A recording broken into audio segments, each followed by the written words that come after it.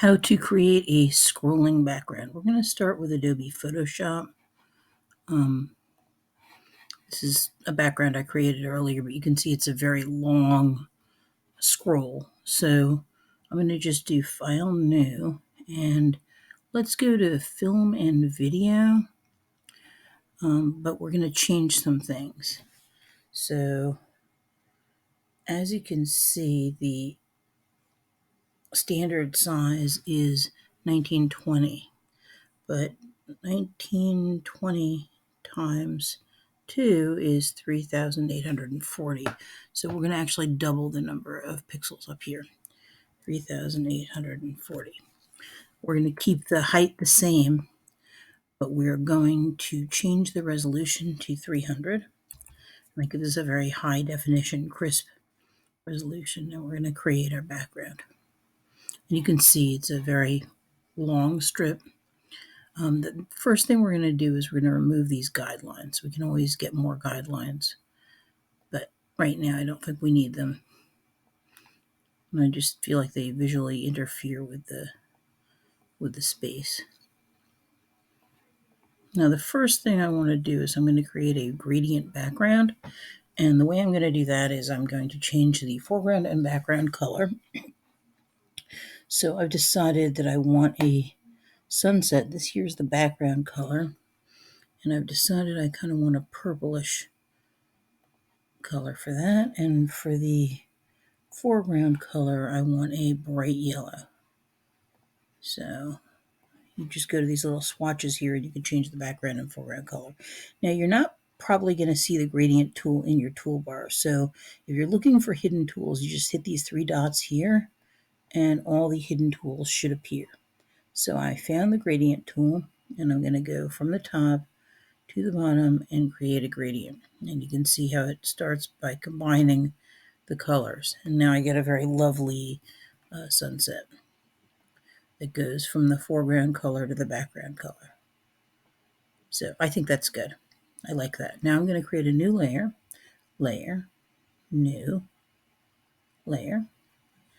And I'm going to go to my brush tool, and I want my brush to have 100% hardness and be about 10 pixels wide. Now for this, you actually do not need to use the stylus and tablet. I'm just going to click here at the edge, and then I'm going to hold the shift key and click again, and I'm going to make straight lines. But first let me change my color to black, otherwise you're not going to see anything.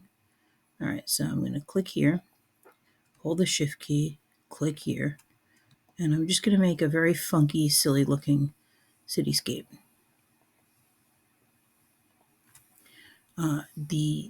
Holding the shift key will connect where you're clicking to the last place you clicked with a straight line. So I'm just making sort of a silly, almost Dr. Seuss style city. So it doesn't have to be that realistic.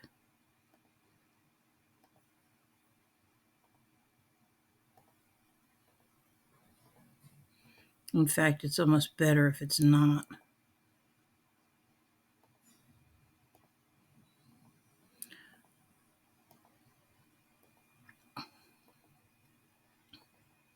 So one of the things is I'm going to have to fill the city with color, and because of that I have to close it off like a closed shape.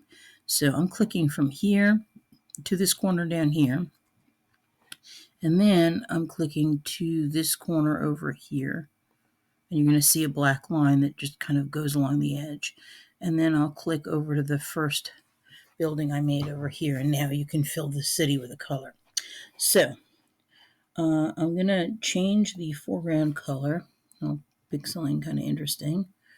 I think I'm going to pick a nice blue. Maybe a lighter blue. Okay, and I'm going to just use my magic wand tool. Now, magic wand tool is usually hidden. It's like the fourth one down, and it's very often hidden underneath the object selection tool or the quick selection tool. So you just use the magic wand, and now I'm going to do edit, fill, foreground color. Alrighty, select, deselect. Very nice. All right, now I'm going to make some windows in this city so you can see the gradient below. So I'm going to just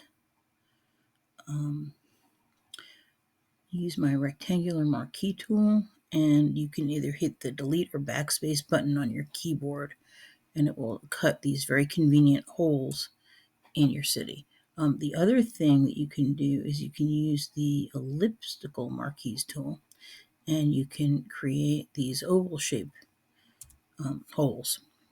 If you want to combine them and you want to put like a curve over here, let me just do select, deselect.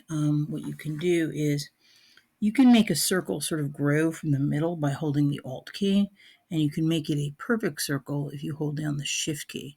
So watch what happens. I'm making this circle grow until its edges just touch the edges of the window, and then delete. So you can make a window with a curved top. So let me just try that again, see if I can get a little bit more accuracy here. Here we go. And then you just hit the backspace or delete key on a Mac, and there's your window. So you can make some really interesting windows. I'm going to just use a round marquee here, and then I'm going to switch to the rectangular marquee here. And again, if you hold the Alt and Shift keys,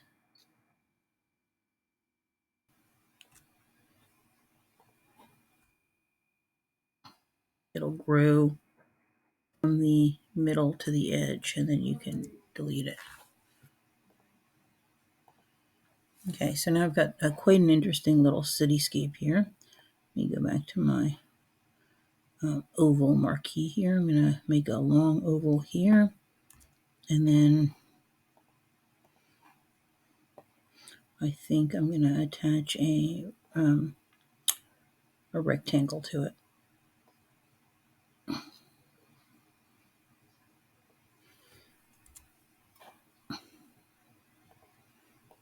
Okay, great. I got some really interesting windows here. Let's see. Maybe one or two more. So I'm going to just make a rectangle here. Switch to the ellipse tool.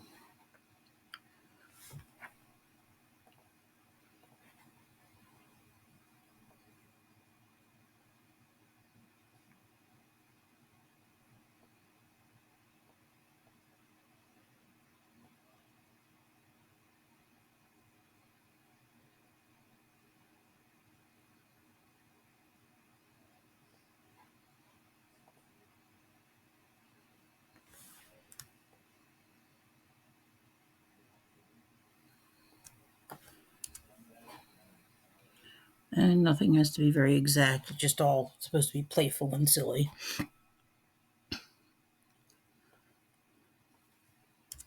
All right. I think that's enough. So my next step is I'm going to do layer, duplicate layer. And now I'm going to take the first layer, the one underneath, and I'm going to do edit, transform, scale. And as you can see, it's going to make it a lot smaller. So I'm going to just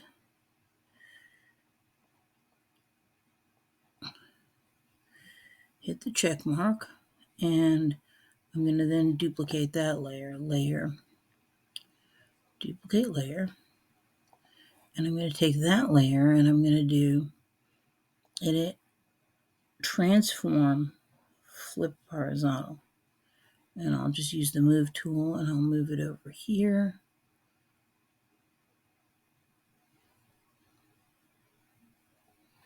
And you can hide the front layer if you want to see how they match up. But I think that's very fun. And now I'll do another one. Layer, duplicate layer. And then I'll do edit, transform, flip horizontal again. and move it over. And now I have this very long cityscape. Some fun shapes in there. So if you want to create some gaps or some alleys, that's fine too. If you want to duplicate the layer and then overlap them or stagger them, that can also be really interesting.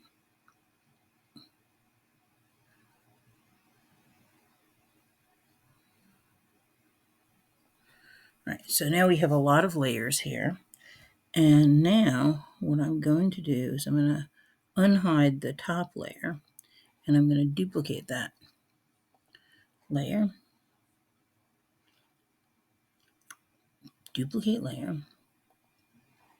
Now I'm going to take that top layer and I'm going to make it darker. And the way that I'm going to make it darker is I'm just going to do image and I'm going to go to adjustments and then hue saturation and I'm going to make it darker.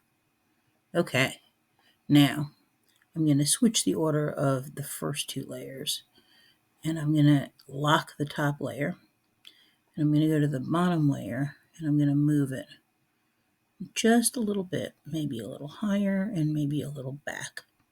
And what it'll have the effect of doing is going to have the effect of creating almost like a shadow. And I'm going to now hide these top two layers, or it's actually going to make it look almost 3D. So especially if you just keep it at the same height and you just subtly slide it over, it has a 3D look. So I'm going to hide these top two layers and I'm going to go to the next layer, which is this one.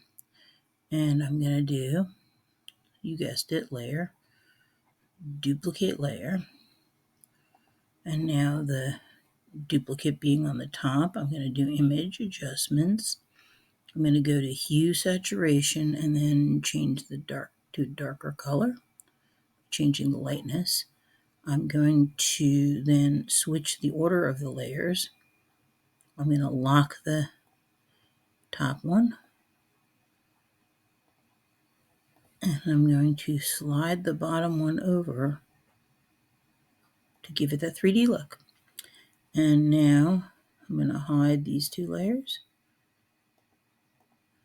And I'll go to the next one, which is this one.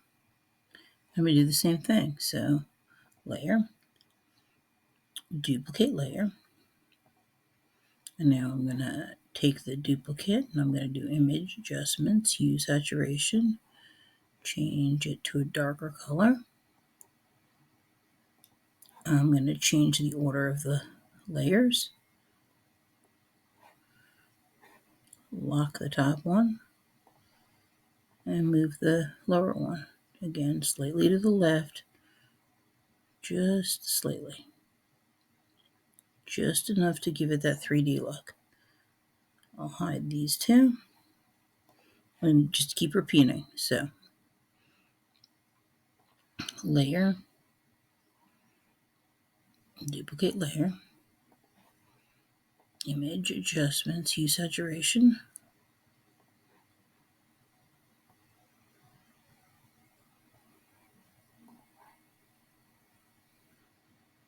and then switch the order of the layers, lock the top one, and shift the bottom one just slightly. You don't want to shift it too much. Now, it's not letting me control it precisely, so my answer is I need to zoom in. Once you're zoomed in, you have slightly more precision in your controls. Okay, so we'll hide these two, and here's the last one.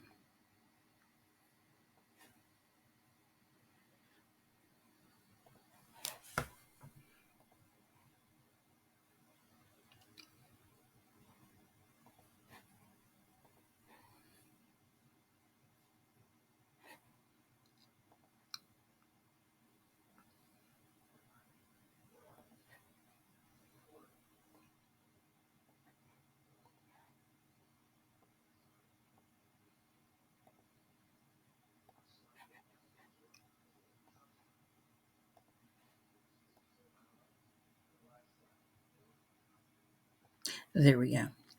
All right, so now let me zoom out.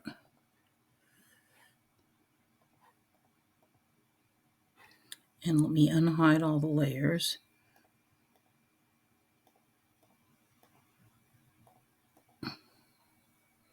And you get this really funky, interesting city. I'm going to go to layer 1 and unlock it. And I'm going to go to the next one down and unlock that too. If you hold the shift key, you can select multiple layers. And what I'm actually going to do is I'm going to transform them both at the same time. So edit, transform, scale, and I can make those two layers bigger together.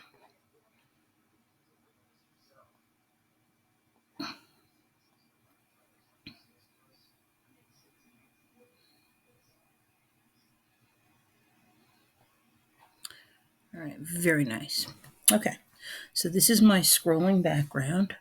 I'm going to save it, File, Save As, save on your computer, and I'm going to save it as Scrolling Backdrop City.